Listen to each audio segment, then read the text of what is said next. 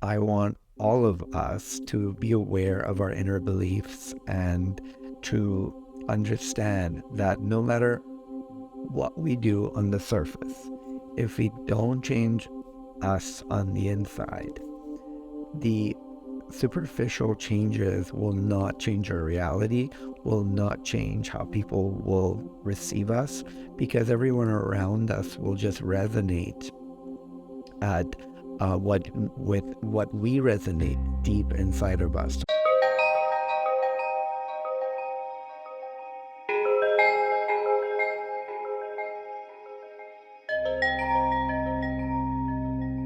Hello to all of you Soulful Intuitives, and welcome back. Today we are going to talk about the effect of our inner beliefs in terms of what do we think of ourselves and our values, our worth, and what does it do in our outer world. And I'm going to start this segment with an example.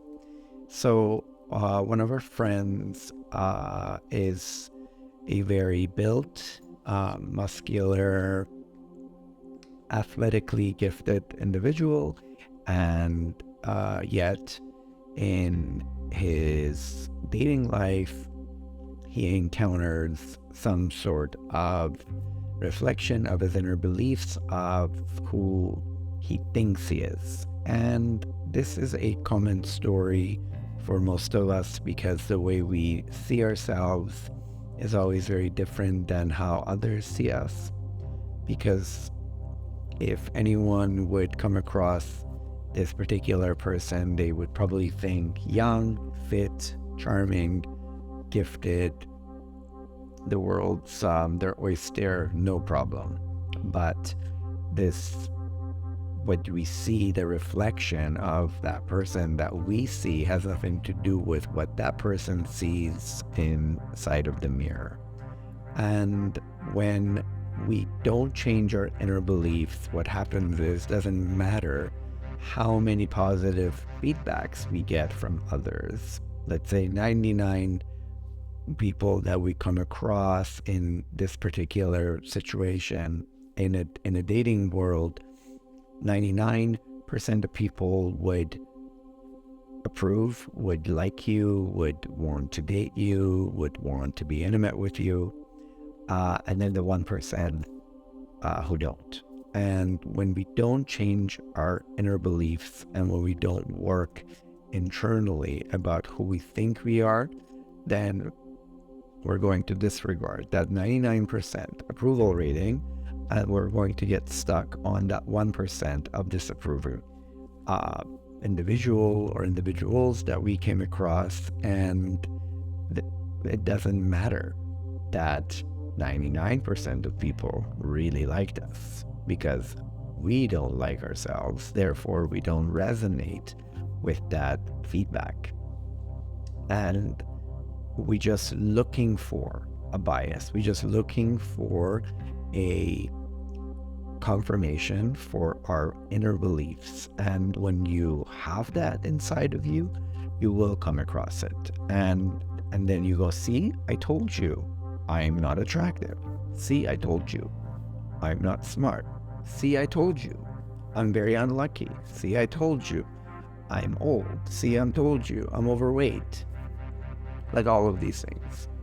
And let's say when we go to the gym, in my gym, for example, there are a lot of athletes who work out regularly, and they look amazing. When I look at them, I always am in awe of how strong they are, how good their movements are, how aesthetically pleasing their physiques are. And yet, when you talk to them, they're always complaining that, oh, I should do more, I should lose more weight, or I'm not as strong as I used to be 5 years ago. And it's very sad, actually, because they're not in the moment. They're not appreciating the gift, the talent, the strength, the power, the discipline, the beauty that they possess. And they're constantly in that state of lack. And there are not to be blamed, because we live in a society where we're told on a daily that we need to stay young forever, we need to stay beautiful forever, we need to stay smart forever, we need to stay present, but not in the spiritual way, that we just have to like multitask, and we have to be like a robot with a heart. We have to learn everything, and we have to go and do everything. And well, who can keep up? Who can uh, just even compare themselves to this like idealized version of what humans aren't? I was listening to a podcast a couple of weeks ago, and this lady was talking about three types of people. And she had a near-death experience, and then she was shown when she passed momentarily about different kinds of people. And some people are body dominant. These are athletes. These are people who just have gifted bodies, and they're just physical things, physical activities, anything of a physical nature is very appealing to them. Some people are mind dominant. These are people who are thinkers, people who are strategizing, people who are part of think tanks, mind dominant. And then we have people who are soul dominant. Soul dominant people are the ones who find it very difficult to live on this planet, because they have a sense of homesickness, that they have a sense that this is too harsh, this is too much, this is too fake, this is too material, this is too lonely. And so she was talking about the fact that she went to Harvard, and she came back after her near-death experience, and she went into education, and she became a teacher because she wanted to help all these soul dominant students who unfortunately sometimes think about maybe taking their own lives because they just find it so difficult, and they can't connect with the other body or mind dominant people, and they also can't express that sense of homesickness to their parents and family, because they're seemingly surrounded by people who love them, yet they're yearning for more because they're soul dominant. And they just look for that connection with the divine. They look for that vastness, that expansion that unfortunately we can't have when we are taking up space in our bodies. But nonetheless, she just had a really good point, because soul dominant people, you find them sitting, reading, meditating, like those are the things that they are good at, and also connecting with other souls. Like you don't necessarily find them partying and running marathons and networking and just like these activities that it's not their forte.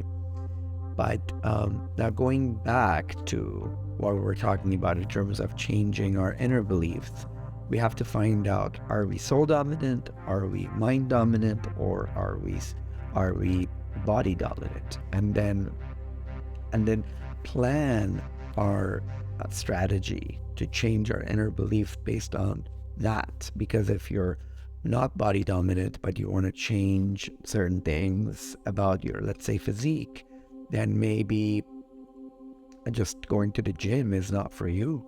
Maybe walking in the nature is what works for you. Maybe yoga works for you.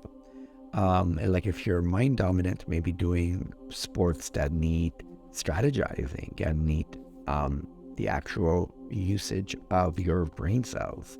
And if you're body dominant, then yeah, you can do all kinds of sports because you're within your element.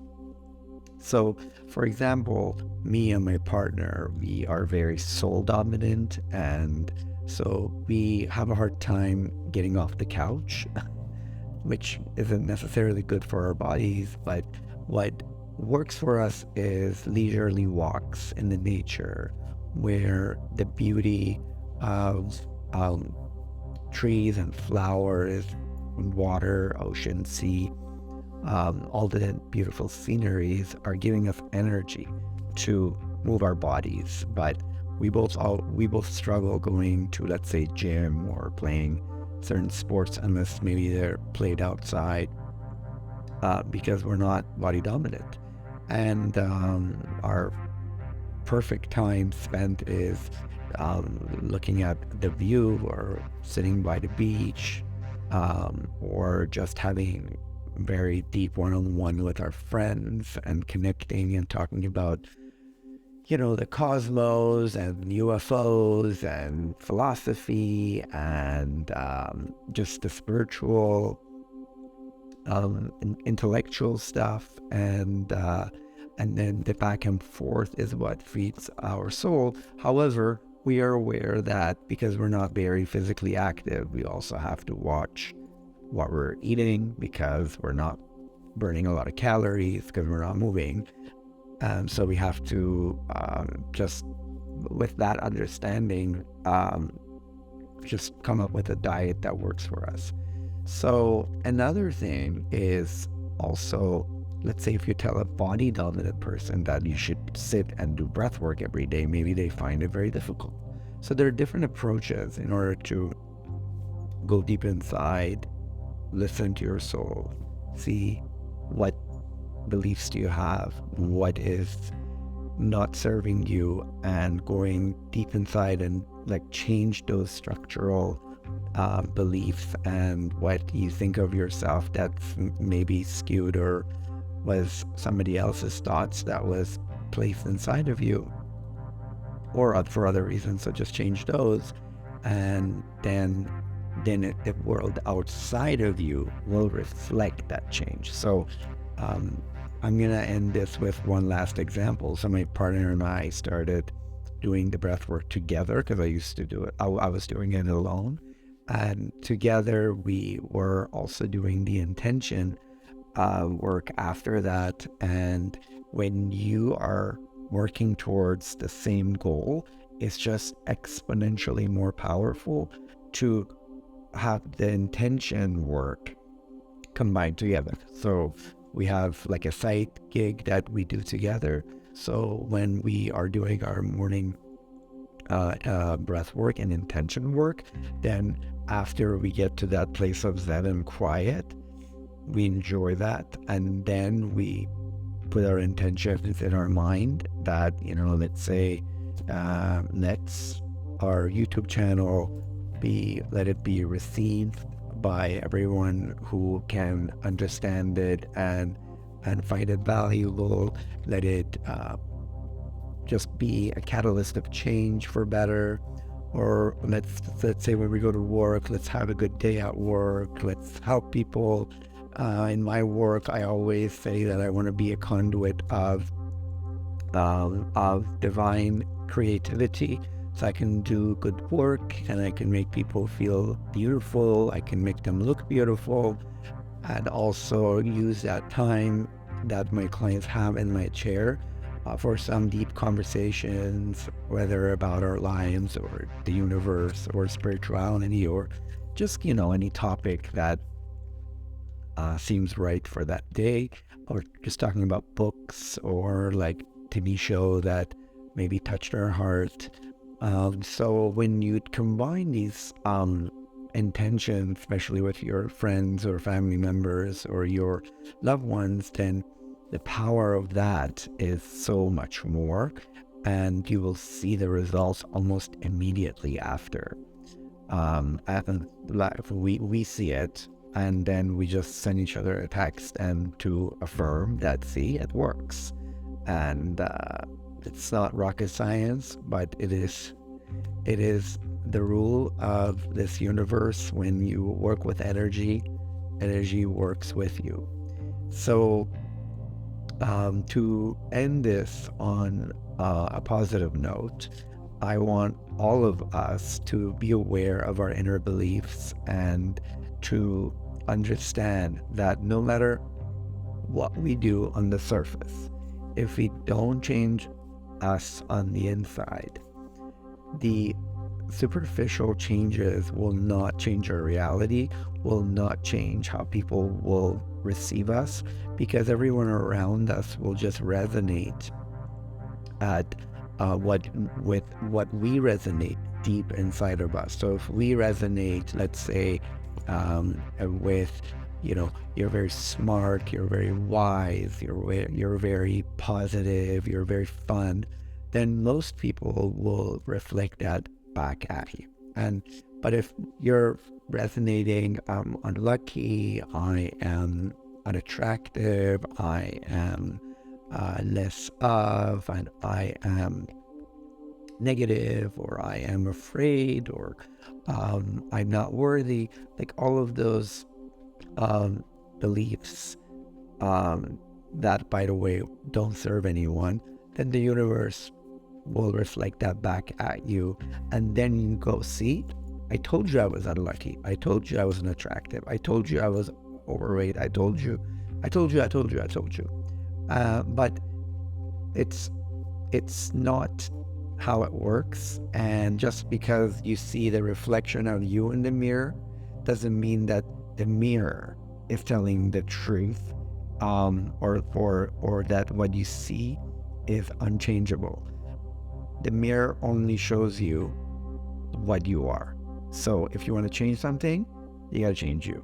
And then you look in the mirror, and the mirror will show you something else. So don't get mad at the universe for affirming your inner beliefs. Get motivated to change your inner beliefs when the universe shows you something that you don't like. So then you go inside, you tune in, and you find out what it is, and you change it. And changing it is the only way that we can come to peace with the reflections that we want to get rid of, and reflections that we don't want to come our way. So just spread that message to all of your loved ones.